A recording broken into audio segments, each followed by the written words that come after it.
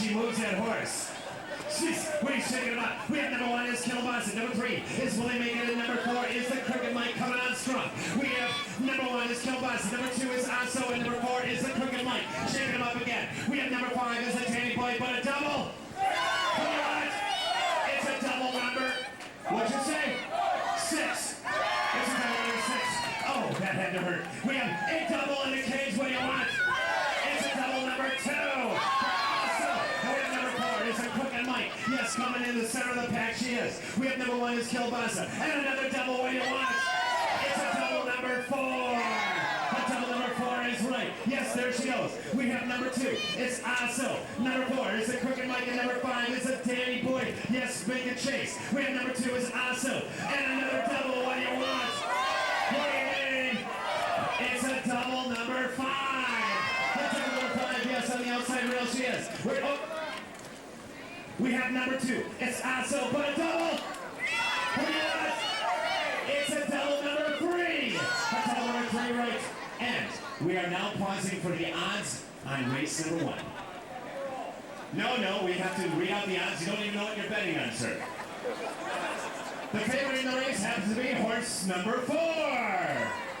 Not a good thing, only paying out $6 on a $2 bet. Horse number 2 and number 6. 2 is our big leader right now. Number 2 and number 6 are only paying out $8. Number 1 and number 3 are paying out $10. And number 5, 13 big ones. Too much pressure, huh? I could tell. All right, okay, we're restarting the race. Who's gonna win? I can't hear you. We're shaking about, we're loud and full. We have horse number 1 is Kielbasa. Number 5 is the Danny Boy. And number 6 is What's the Matter You? Shaking him up again. We have number 2. It's Aso. But we have a double in the cage. What do you want? What do you need? It's a double. Number 6 is right on the outside rib. That horse still has a chance. Shaking him up again. We have number 4 is the Crooked Mike. Number 6 is What's the Matter You? But it's all over. Number 2 takes the race. Number 2 takes the race. Good job. All right, ladies, escort the horses back down to the end of the track. Now, anybody who has number 2 as a winning pink ticket, you can collect your winnings at the windows right now. If you have a winning number 2, paid out, I believe, $8. I believe it was $8. Out there, you can collect on your winnings at the windows. So we're only paying out the winnings. Yes, number 2 was $8. Congratulations. Number 3 is Willie Megan coming on the center of the pack again. We have another double. It's a double number 1. A double number 1 on the inside rail. We have number 3 is Willie Megan coming on up on the leader. We have number 1 is Kielbasa. Number 2 is Aso. And number 4 is the Crooked Mike. Shaking him again. We have another double. Who do you want? It's a double number 3. A double number 3 in the center of the pack he goes. We have number 5 is the Danny Boy. Yes, make a chase. We have number 1 is Kielbasa. Number 2 is Aso. And number 5 is the Danny Boy. Shaking him again. We have another double. Who do you want? What do you need? It's a double number 3. A double number 3 is right. We have number 4. It's the Crooked Mike. Shaking him up again. We're shaking him up. We have another double. Who do you want? It's a double number 4. A double number 4 is the Crooked Mike. And we have number 5 is the Danny Boy right alongside her. We're shaking him up. We have number 1 is Kielbasa. Number 3 is Willie Megan. And number 6 is What's the Matter You? Number 3 has taken the lead. We have number 3 is Willie Megan. Number 5 is a Danny Boy. And number 6 is What's the Matter You? Shaking him again. We have number 4 is a Crooked Mike. Number 5 is a Danny Boy. And number 6 is What's the Matter You on the outside rail again. We have number 5 is a Danny Boy, but a double in the cage. What do you want? It's a double number 6. Right from behind right there has now taken second place to last place. Whatever that means. All right, we're shaking them up. We're letting them fall. We have number 1 is Kielbasa. Number 2 is Aso. And number 3 is Willie Megan. Yes, all the way on the finish line. Who's going to win? Oh, we have the odds for race number 2. We now have the odds. The favorite in the race happens to be horse number 4 and number 6, paying out $7 on a $2 bet. Not good as well.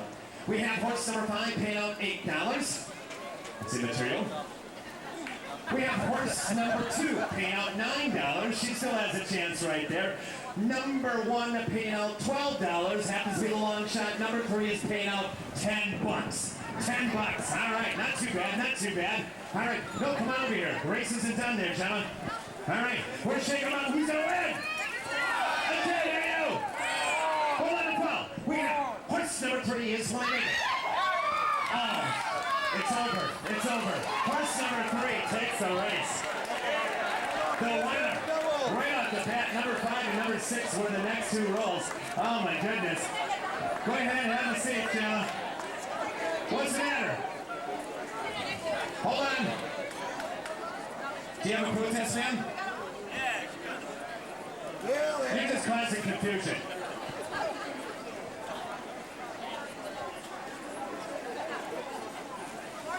Get out of here, sexy legs. He's complaining about the verifier. I wouldn't want to be you when I get home, sir. Gentlemen, have a seat. You want to help you out? You be okay? All right, there you go. All right, folks. It was horse number 3 taking that race. Horse number 3. What a beautiful sight. Take it. What? It's a double number 1. Number 1 is right for the Lady Liberty. And we have number 2 is America's Greenback. Yes, coming up from behind again. We have another double. Who do you want? It's a double number 3. For the Flying Scotsman. We have number 6 is United We Stand on the outside rail. We have number 2 is America's Greenback. But another double. Who do you want? It's a double number 3. Scotsman, come on hard, shake him up again. We have number 1 is Lady Liberty, number 2 is America's Greenback, and number 6 is United We Stand. Shake him again, we're letting them fall. We have another double, who do you want? It's a double number 4 from Hawaiian Princess. We have number 5 is NYPD Green. Yes, he gets 1 move. We have number 1 is Lady Liberty, and a double. Who do you want? It's a double number 6. That's all number 6 in the outside rail, making chase. We're shaking them up. We have number 3 is a Flying Scotsman. Number 4, the Hawaiian Princess. And number 5 is NYPD Green. And the crowd goes wild. We love it. We're shaking them up. We have number 3 is a Flying Scotsman. Number 5 was the NYPD Green. And number 6 is United We Stand in the outside rail. The other horses are catching up. We have number 2 is America's Greenback. Number 3 is a Flying Scotsman. And number 5 is NYPD Green. Shake them up again. We have number 1, Lady Liberty. We have number 2, America's Greenback. And number 5 is NYPD Green. We got number 2 is America's Greenback. Number 4 is Hawaiian Princess. And number 5 is NYPD Green. The horses made that track. We have number 3 is a Flying Scotsman. But we have a double in the cage. I can't hear you. It's a double number 6. A double number 6 is right on the outside rail. Shaking them up again. We have number 2 is America's Greenback. Number 4, the Hawaiian Princess. And number 5 is NYPD Green. Shaking them up again. We have number 2 is America's Greenback. But a double. Who do you want? I can't hear you. It's a double number 4. A double number 4. Yes, the middle of the pack takes it up to the lead. Shaking them up again. We have number 3 is a Flying Scotsman. Number 4, the Hawaiian Princess. And number 6 is United We Stand. Shake them up. Here it goes. We have number 2 is America's Princess. But a double. It's a double number 4. A double number 4 from the front of the pack. Look at him go. Oh, that was what a move by Adam. Let's hear for Adam. We have number 1 is Lady Liberty. But a double. It's a double number 6. A double number 6 on the outside rail. There she goes. Do you see her? She counts along with it. 1, 2. You gotta like that. We're shaking them up. Who's gonna win? There it goes. We have number 3 is a Flying Scotsman. But a double. Who do you want? It's NYPD Green. NYPD Green, yes. We have number 2 is America's Greenback. Number 5 is NYPD Green. And number 6 is United We Stand. Now we're taking the lead. We have a double in the cage. It's a double number 4. Princess. And we have number 6 United We Stand on the outside rail. Will not give up the lead. We have number 2 is America's Greenback. Number 3, the Flying Scotsman. And number 4 is the Hawaiian Princess. It's now on the finish line. Who's gonna win? I can't hear you. We have number 3 is the Flying Scotsman. now on the finish line. Remember, they need a double to get over. They need a double to get over. Who's all right? We're showing up. We have number 2. It's America's Greenback. Number 4. It's the Hawaiian Princess. And number 5. It's NYPD Green. Nope. It's got to have a double to get over. Who's going to win? I can't hear you. I can't hear you. We're going to go. We have a triple in the cage.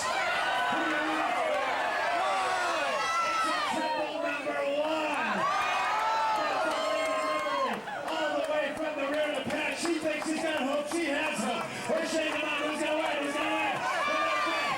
We have number 1 is Lady Liberty. Get another move. Put a double in the cage. What do you want?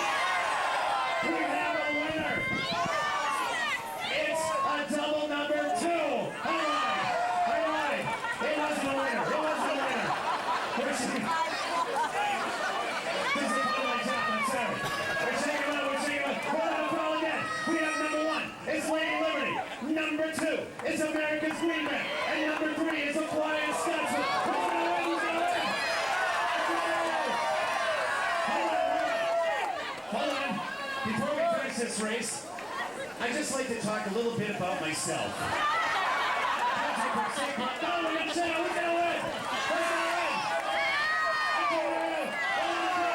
We have number 1 is Lady Liberty. Number 2 is America's Greenback. Number 3, the Flying Scotsman. Nobody move on that one. Shaking them up. We have number 1, Lady Liberty, but it's all over. Number 3. The Flying Scotsman. They take it. The Flying Scotsman.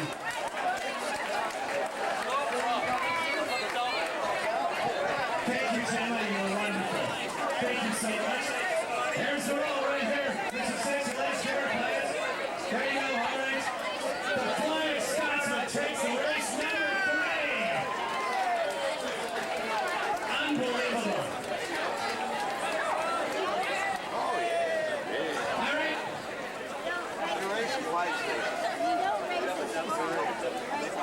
I'll announce again what the Daily Double win was. However, to all the owners out there, once again, give a nice round of applause to the owners that put money into this thing. And also the jockeys out there, they ran them hard. But you can only have one winner out there. It was up to one hand. 3, 4, 5, 6, 7, 8, 9, 1,000, 100, 200. Oh, we got a bunch of 20s. 300 and $80. There it is. 80 big ones. 4 more 20s makes it. 80 big ones. There they are. $1,380 to the Flying Scotsman. Ma'am, you have something to say to the crowd. Thank you. What do you have to say, sir? I'm really pleased, and I think my jockey done it for me. The jockey did it for you? Is this the happiest day in your life? Yes. But Carol just spend it anyway. Oh, are you two married? No? Business trip? No. Oh, holiday. Good job. All right. The happiest day in their lives, fellas. Come on, let's give them an all. Oh, the Flying Scotsman takes the money. Let him hear it. Good job. Good job. Thank you so much. You guys were wonderful. Thank you again. And they also took half the prize on the best dressed horse. That's right, folks. Now, ladies and gentlemen, I want to thank you so much for participating in the horse racing. Time to collect on your winnings.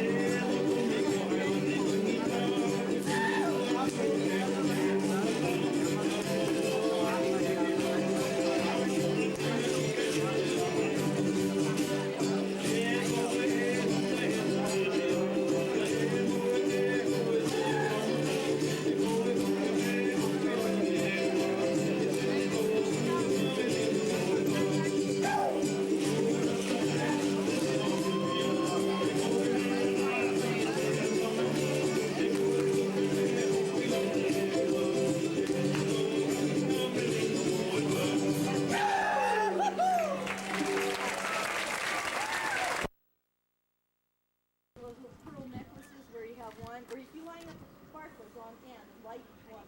Okay, there's one going here, another one here, another one here. It's a mile and a half of that. Put out so much lava, build up a crater here, and then have it go somewhere. It'll pour it down and go over the mountain. You're gonna go right through this lava that happened in 19. We came out here. Oh wow, cool! It was really neat. Basically, people hit the forest and you're safe. You know where you're gonna go. Nothing's gonna go down there. Certain places you don't want to be. You don't want to be downwind. You want to be down below it. So as long as you're upwind and above it, there has to be safe. Yeah, the fog.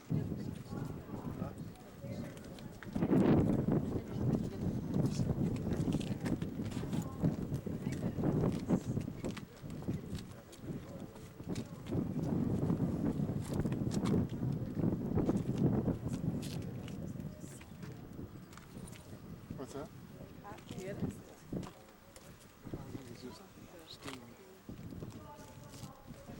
So what were the steam pits? Did you see any? No, it's salt.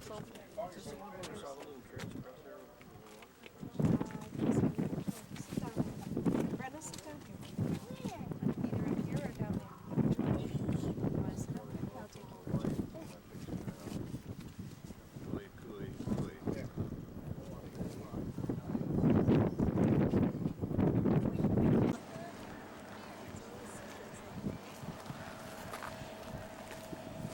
But I wonder what it was. We're looking at the 1982 lava flow.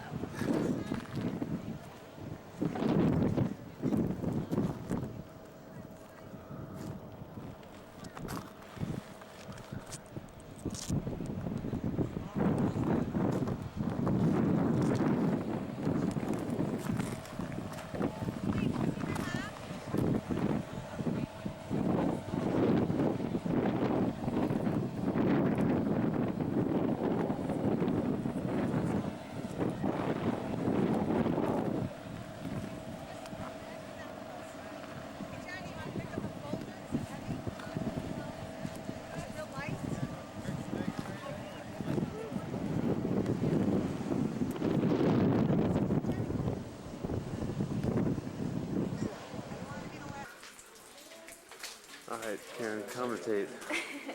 We are now in a lava tube.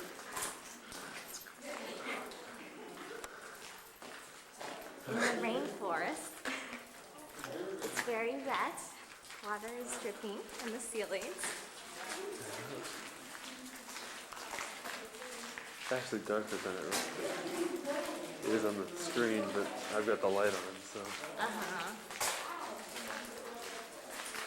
Puddles on the ground. Oh boy, lots of puddles.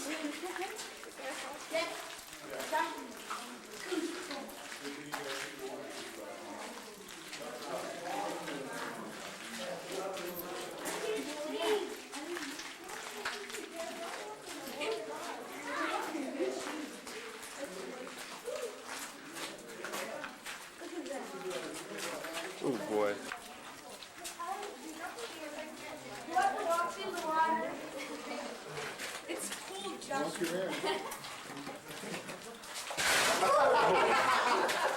That would have been fun.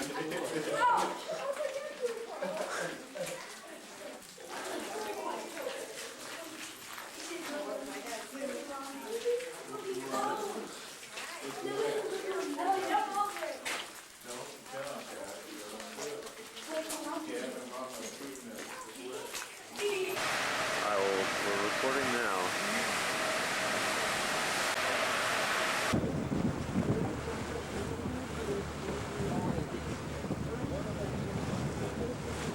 And it's heading to Kona. Right? Yep, good work.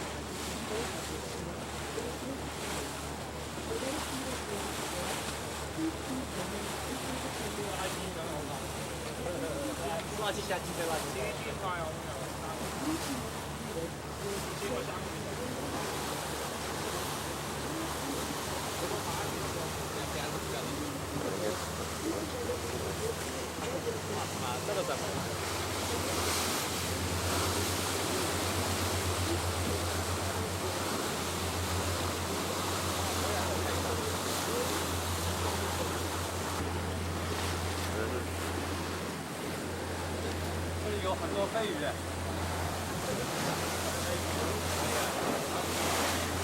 看不到它。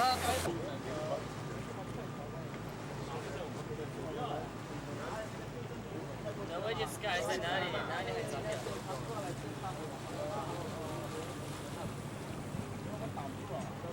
我实际上7位，刚好70分。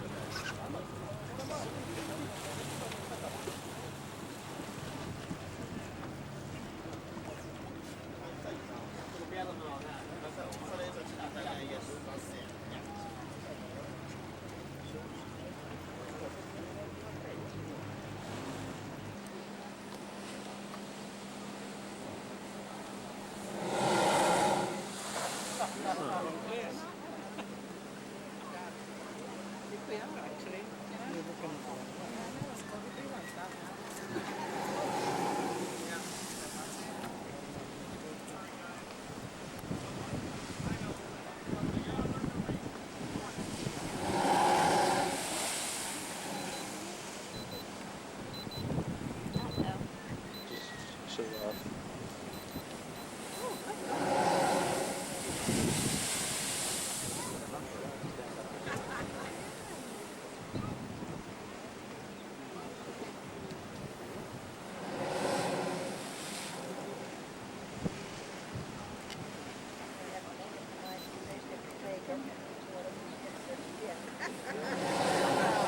Take your left. Yeah. Yeah.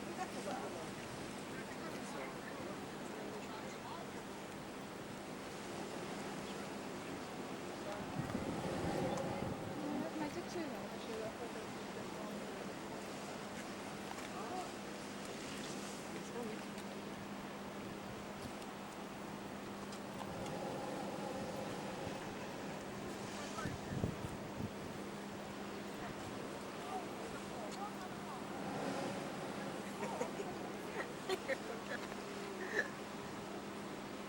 They just decided to do nothing, huh?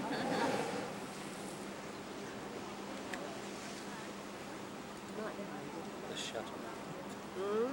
At the shuttle. Had to go.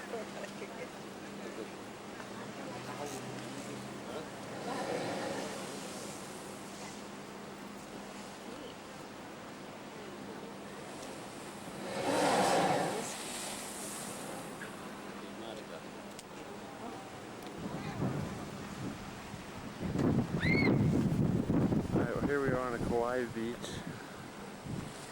What you just saw a minute ago was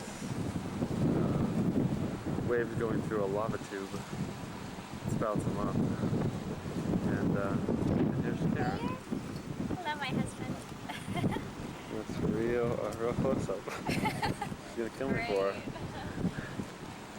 But wow, what a hell of a beach.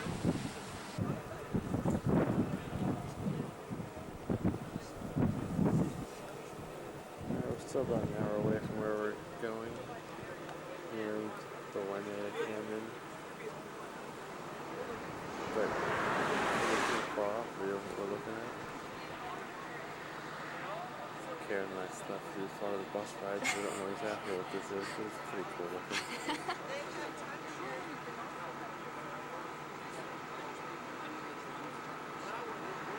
There's sugar cane here too.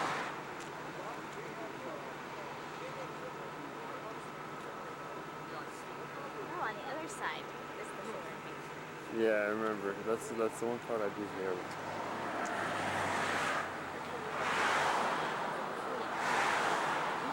This is by far the sunniest day we've had.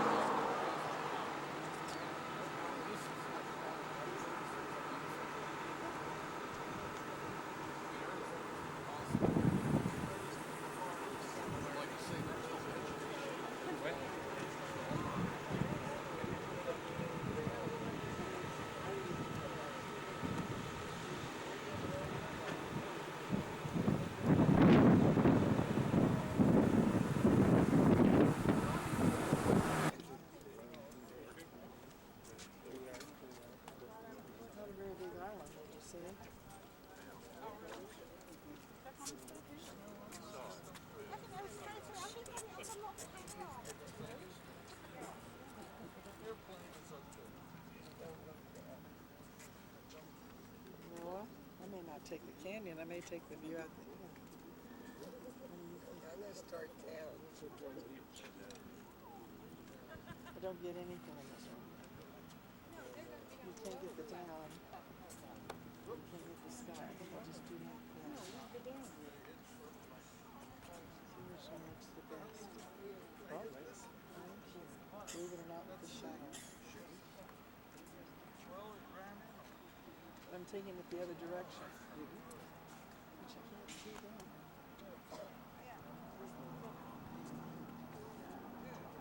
Call this the Grand Canyon of the Pacific.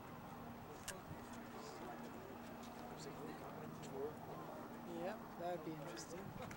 Let's look out this way. How about? In fact, look.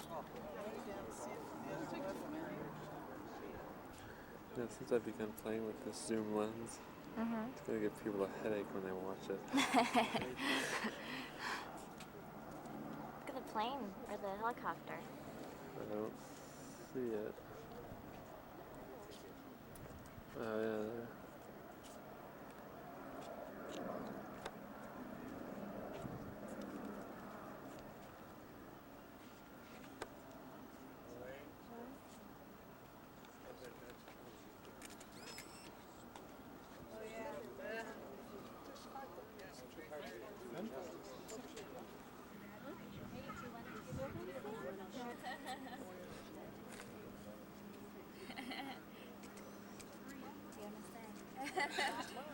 Here we are at the canyon. Beautiful colors, beautiful day.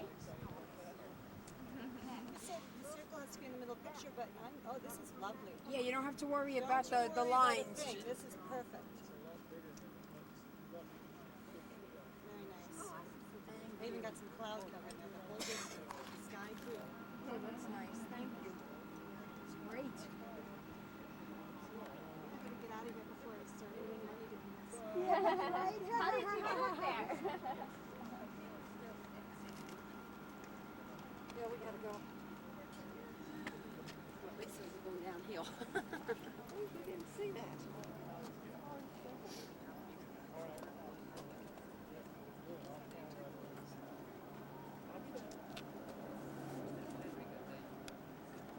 Trying to get in on that helicopter. Where is that? I don't even see it. It's that like dot right out there. Oh, yeah. Show how big it, you know.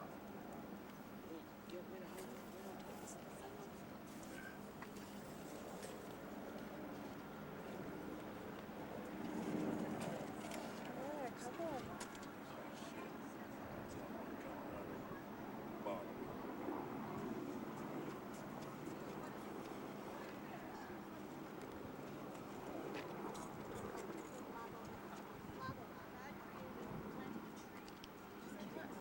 Yeah, it's volcanic rock. The vegetation You can understand the Well, breakdown it came would come from the water that made soil. It's water and but there were probably with this lava bubbling up, or there was underwater life that came up with it. Underwater life. All the underwater plants. Oh yeah, they say that's true. Yeah, that's true. Science would believe that. Yeah.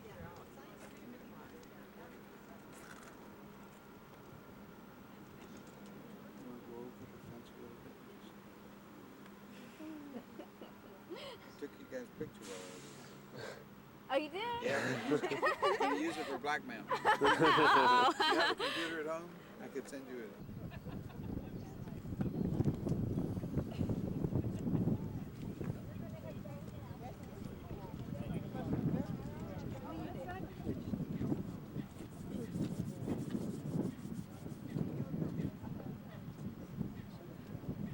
Look at.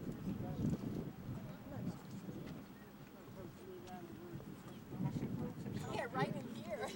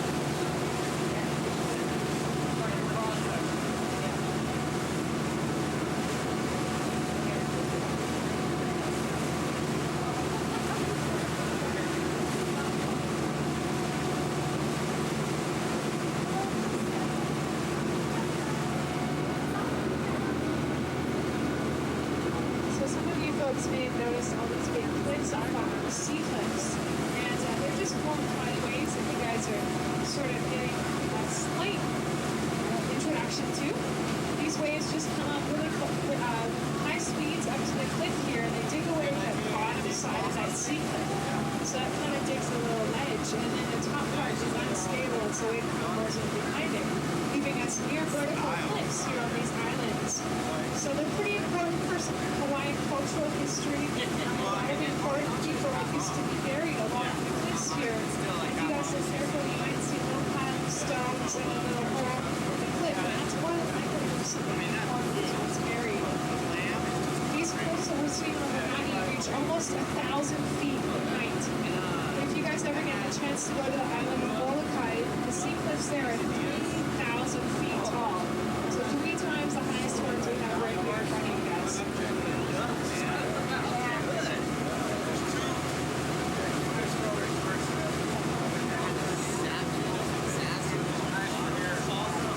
So coming up on our right-hand side here is the Manila Bay Resort. You guys might have heard a little bit about that one. If you're in the market to spend $300 to in front of us is a rock called Sweetheart Rock. You guys can see it. It looks like it was torn away from the cliff here. And there's a legend about a warrior that came over here from Maui. And he fell in love with the princess of Lanai. Her name was her name was Keikei. And so the two of them had to run away in order to be together. And they used to hide along the sea cliff right here on our right-hand side, right by Sweetheart Rock. And one day he wanted his princess to make him some poi. Has anybody tried poi yet? It's a paste from the taro, yeah? So he wanted her to make some poi, so he had to go get some fresh water inland. And while he was going, he saw a big kona, or a big storm building out by the coast, and he started to worry about his princess, who he knew was hiding in the sea cliffs over here. And on his way back, of course, this big storm rolled in, and the princess, unfortunately, fell to her death and died here in the wave. Princess Pehe did. And when he came back, he saw her lifeless body washing in the waves, and he was mortified. And all the villagers came, and he said that he just wanted to have one last night with his princess. And so he, with the help of the gods, as the Hawaiians say, he actually climbed up Sweetheart Rock, this rock at our 1 o'clock position, and you can see the rectangular pile of stones right on top of there. And that's where he buried Princess Pehe. And this is now called Pu'ukehe, or the Hill of Pehe. And this is a little bit of a Romeo and Juliet story, because after he buried her, he jumped off the cliff and he too perished. So how did he climb up there with the princess? Well, the gods helped him, because we know that lava rock is almost all glass, so it's very, very sharp. But if you guys look, you can see the grave right on top of that rock. You can see the rectangular pile of stones. So if you're on board with your sweetheart, this is a very good opportunity to show your affection, give them a little kiss.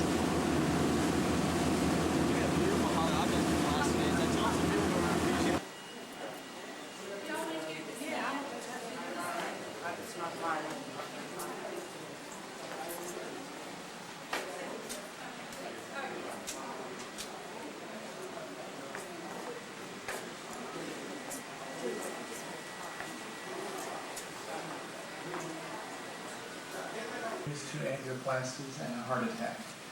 So he could be here today to tell you this story. We come here once a week, and then we rest for 6 days. But we're here today just for you to hear the story, so I'm going to let Dad get started. And Dad, tell them where you were that morning, 10 minutes till 8.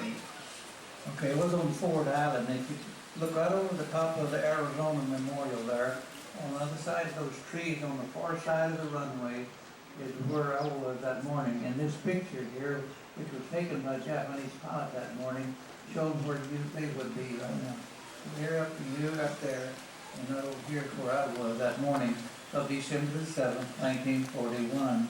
I had the duty that morning, and I was waiting to muster with the ongoing duty section when we heard a bunch of planes flying overhead. We thought there was some of our own carrier planes, so we didn't pay much attention to them. Even when they started diving, we didn't think much about it, because occasionally the carrier planes were given permission to make mock raids on the base when they were coming in from sea. There was a loud explosion across the runway over here in the area of the long-range patrol bombers, and we thought a plane had crashed. We ran out of the hangar expecting to see a burning plane. Instead, we see a burning hangar. As you can see in this picture, which was taken by a Japanese pilot, this hangar here is fully engulfed in flames of smoke at 5 minutes into the attack. That's where the first bomb landed that morning. We still didn't know what was happening, though, until another plane came diving out of the sun, dropped 2 bombs, and as he pulled out his dive, we could see the symbol of the rising sun under his wings. And for the first time, we realized we were being attacked by the hostile forces of the Japanese Imperial Navy. Now, I was just a teenager, as you can see in this picture here.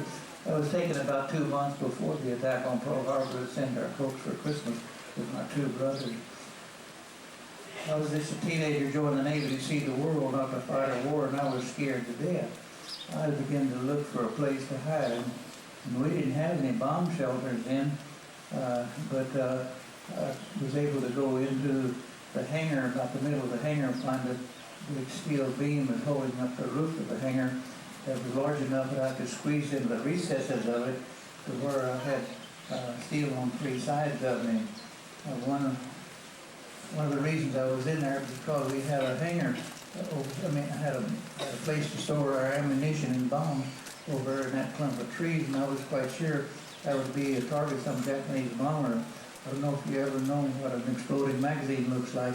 We have a picture of the one over in the Navy Yard that was made that morning when the Japanese hit the forward magazine of the USS Shaw. Incidentally, I witnessed that explosion from the same angle that that picture was taken from, only I saw it in living color. I said I went into the hangar looking for a place to hide, and I found a big steel I-beam supporting the roof of the hangar, and it was big enough that I could squeeze into the recesses of it, or had steel on 3 sides of me, and I put that steel between me and that magazine. While I was hiding in that I-beam, I noticed a couple of my shipmates had picked up some .45 caliber pistols that had been used on watch the night before, and they went out and started shooting at the Japanese planes with these pistols. Now here I am, an aviation orderly, a trained area gunner with access to machine guns, and guess what? I'm hiding in an I-beam. I began to feel so ashamed of myself that my shame overpowered my fear, and so I left my hiding place and went into the Army where the machine guns were stored, and along with some other orderlies, we put our machine gun in the plane parked on the ground outside the hangar. The last gun I put in was in the waist hatch of a PB-Y Catalina patrol bomber. Then I got behind that gun and manned it for the rest of the attack. The attack lasted for 2 hours.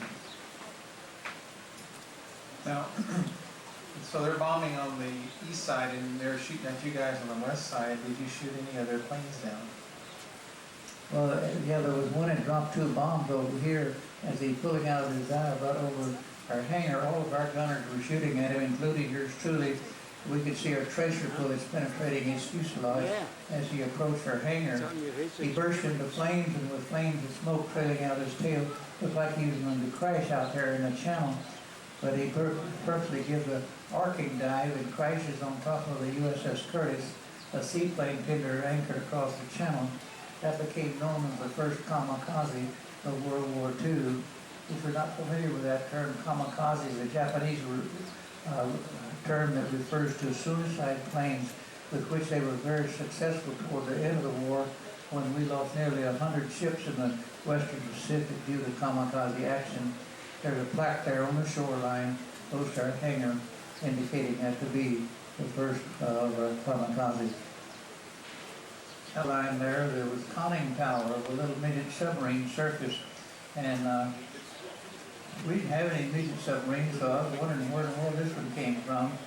Evidently, it was a Japanese midget submarine that had gotten in our harbor by following one of our ships the night before, and then he hid out until that morning when the attack occurred.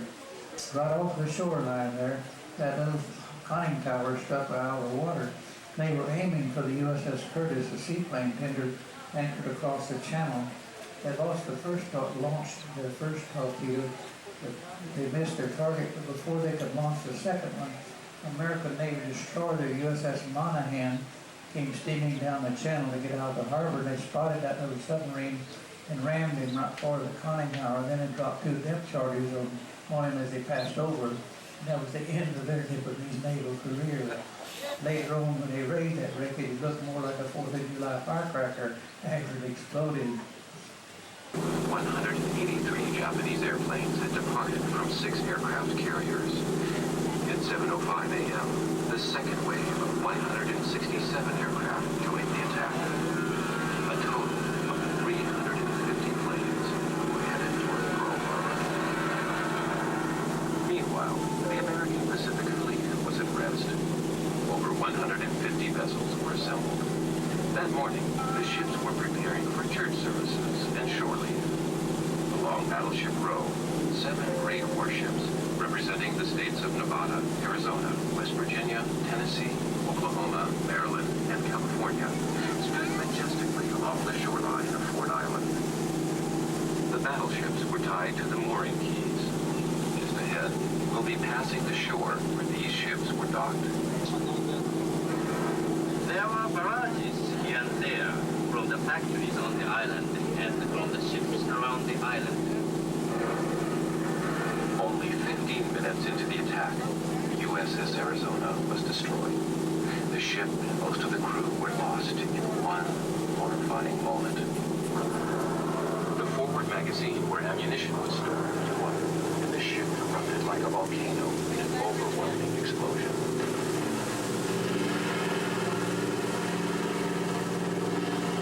The damage was so extensive that the water mains ruptured, making firefighting impossible. Within the ship, all communications were severed.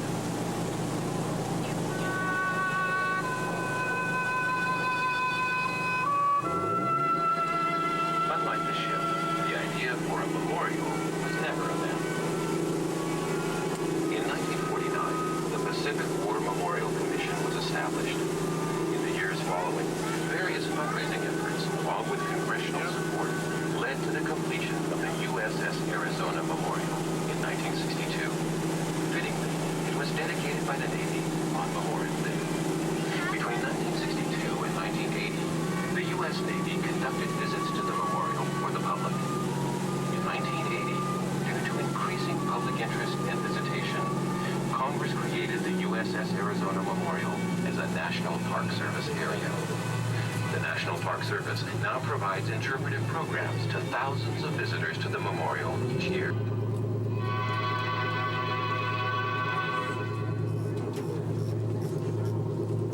Ladies and gentlemen,